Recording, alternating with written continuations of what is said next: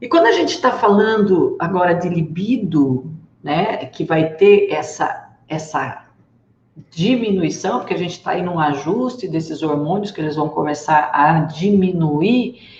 Se a gente pensa fora da casinha, então, ou só dentro, né, do quadrado da casinha, é como se a menopausa fosse, então, uma sentença para não se ter mais prazer na vida.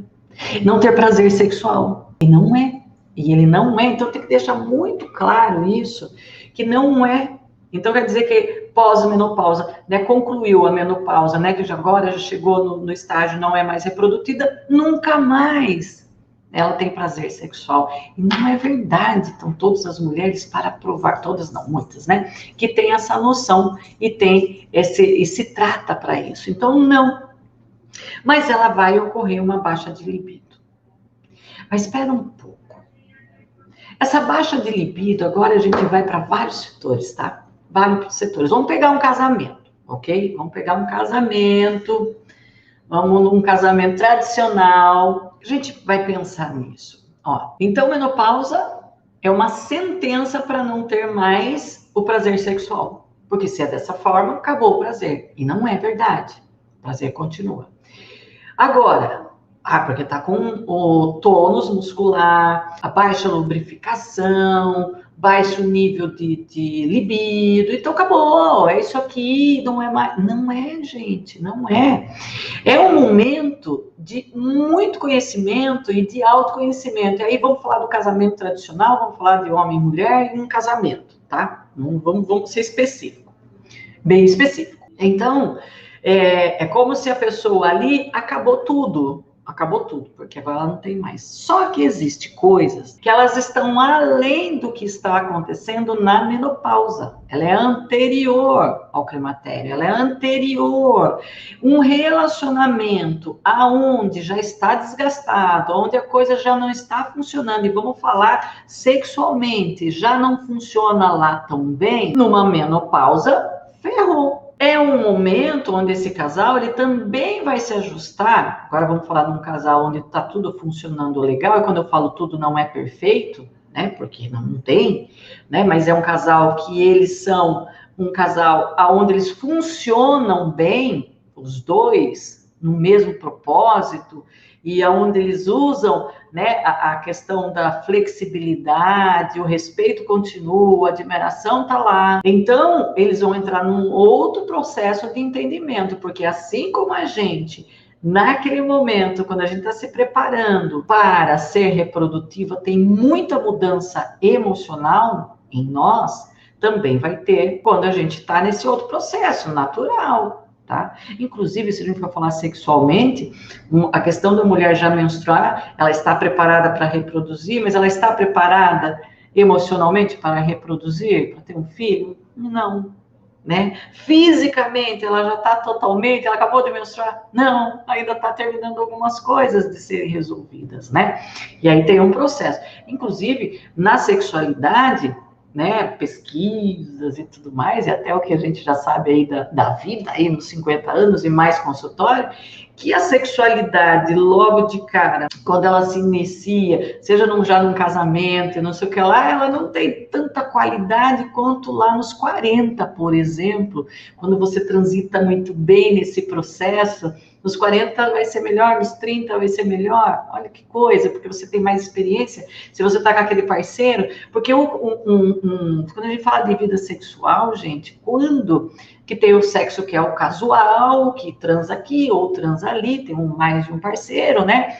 Umas vezes é um parceiro de uma noite só e tudo mais, e que pode ser muito legal, que pode ser até bacana, mas o autoconhecimento da pessoa e o autoconhecimento dessas duas pessoas envolvidas, quando elas têm mais tempo para trabalhar isso, o sexo, a tendência dele é ser muito mais legal. Esses dois, eles estão se conhecendo, a própria pessoa está se conhecendo, o parceiro está se conhecendo e agora eles estão se conhecendo com muita clareza, com muita abertura, porque o sexo envolve muita abertura de comunicação, gente. E quantos casais não tem? né? Não tem. Pode até funcionar um pouco melhor fora da cama, mas não funciona tão bem na cama. Tem restrições pela forma que foi criada, tem restrições por causa de trauma que pode ter ocorrido sexualmente, por humilhações que passaram, pela referência que se tem masculina, ou a referência que tem feminina, e que traz toda essa bagagem para dentro da cama. Então, agora imagine, né, trabalhar toda essa comunicação e esse casal ser muito claro na sexualidade deles. A tendência é esse sexo ser melhor, tá? Melhor até do que o casual, né? Que não tem problema nenhum, não tem conta para pagar, né? Não tem os quiprocó do dia a dia de um relacionamento. A pesquisa, as entrevistas, até o que eu já vi, até o que, né, da minha própria vida, é muito interessante. Então, a questão da libido, ela não é um fato de que isso vai acabar. O que vai acabar é porque algo de não construído bem pode estar anterior a isso, gente. Tá? Agora, se eu estou falando de um casal funcional, eles vão transitar por esse novo processo muito bem. Se a gente for falar dos homens em particular, né, por isso que eu peguei um relacionamento do tradicional, né, a gente está aqui nos tradicionais, né, homem, mulher, casamento, né, tô bem redondinha nas referências que eu estou fazendo, não é só essa que tem, estou usando essa. Já vem de um relacionamento, quando a gente pega o masculino, que ele lida com a sexualidade, com o sexo diferente de nós, e tá tudo certo, porque são estruturas diferentes.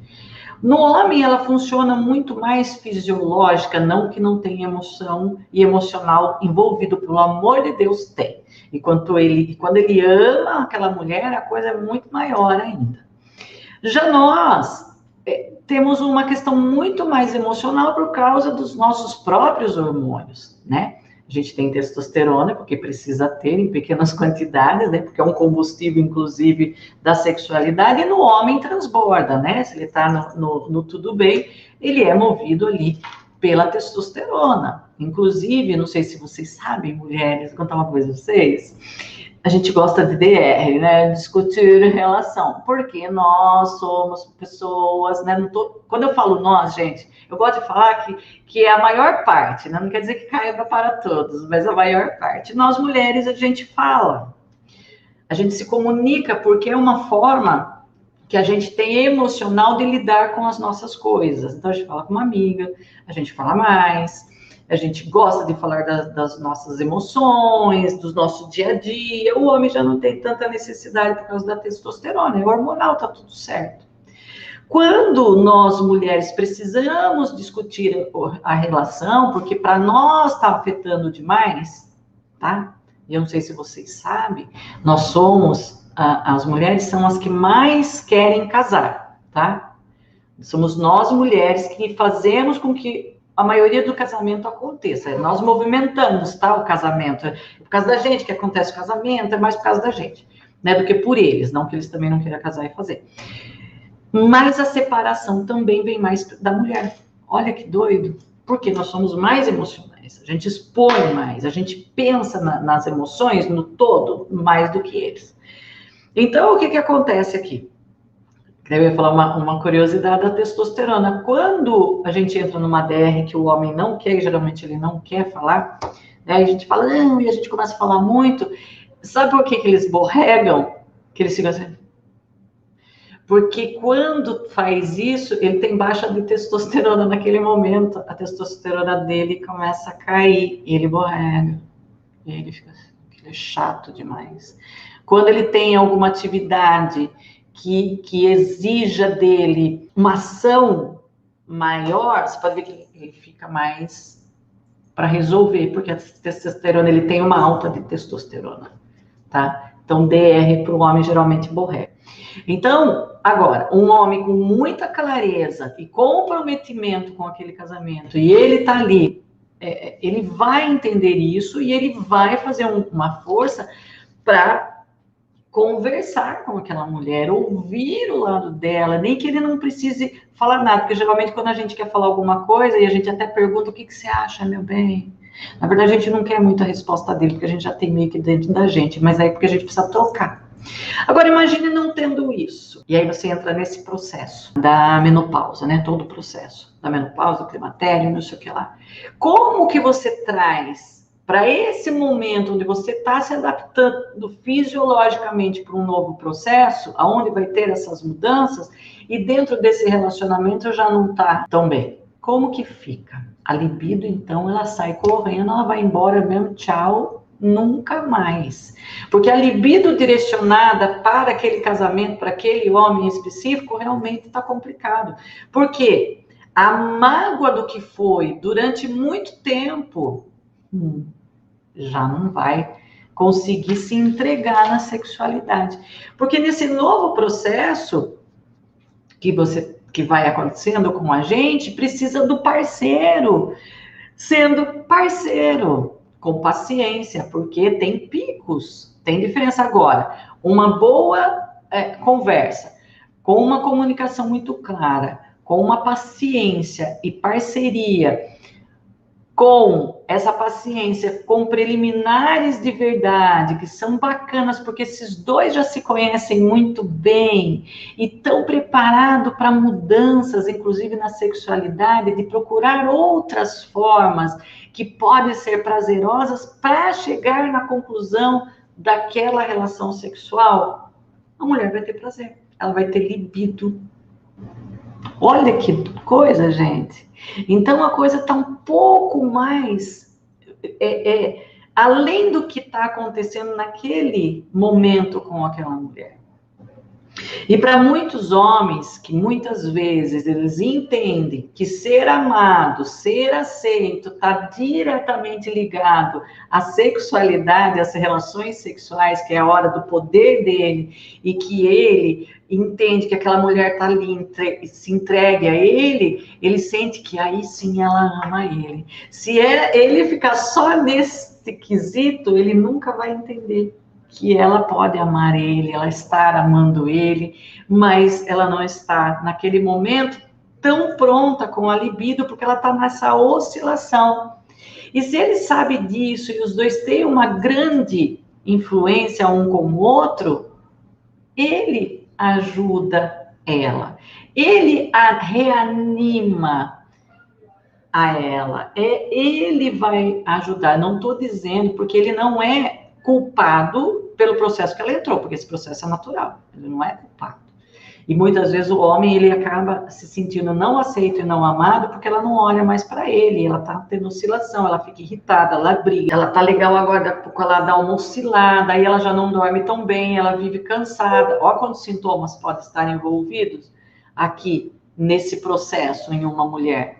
E aí ele só acha que ele está abandonado. E aí começa a cobrança. E aí a pior das coisas, começa a cobrança. Ah, mas não era assim antes. Ai, mas antes a gente não sei o quê. Tá, mas antes ela estava hormonalmente tudo bem, e ela estava também conseguindo passar por cima de certas coisas, ou ela ia resolvendo aquelas coisas que estavam acontecendo. Agora não, ela precisa de um outro tipo de estímulo. Então, o quanto reserva um momento para esse casal? Eu já vi casais que, né, quando eu ia trabalhar justamente essa questão, eu falava, qual é o momento de vocês só dos dois? Não tem. Não tem por causa da vida, da correria, por causa dos filhos, por causa das contas para pagar. Tá, mas o que durante uma vez na semana, pelo menos, ou cada 15 dias, seja só de vocês dois? Muitos casais começavam a resgatar. Era um grande passo para alimentar tudo. Já outros descobriam que eles não queriam estar um com o outro. Que de 15 em 15 dias era chato pra caramba ficar os dois juntos. Não tinha o que fazer. Então, aí, para homens que pode ser a questão da sexualidade só fisiológica, para ele transou e acabou. Transou e acabou. E para ela não vai funcionar isso. Não vai funcionar. Porque tem o processo. Nós nos envolvemos sexualmente muito com a emoção.